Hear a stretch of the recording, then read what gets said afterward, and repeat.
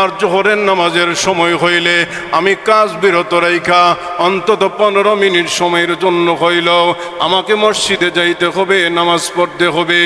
এই চিন্তাটা যদিও তাকে আল্লাহর নবী বলেন জোহরের নামাজ পড়লো কিন্তু যাইতে পারলো না, নিয়ত করছে ফজরের সময়, হাওড়ে গেছে, বিভিন্ন জায়গায় গেছে কাজকর্ম করার জন্যে, নিয়ত করে বের হইছে ইনশাআল্লাহ আবার আইসা আমি জোহরের নামাজ আদায় করব।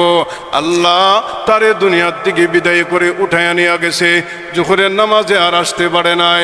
আল্লাহর নবী বলেন ওই যে জোহরের নামাজ আইসা পড়বো, ওই যে নিয়ত করছে, মুখ দিয়া বের করছে, জবান দিয়া উচ্চারণ করেছে, আল্লাহ তাআলা বলেন জবান দিয়া উচ্চারণ করছে আমার বান্দা অবশ্যই পালন করত, কিন্তু হায়াত পায় নাই, সময় পায় নাই, বিদায় নামাজ পড়তে পারে নাই।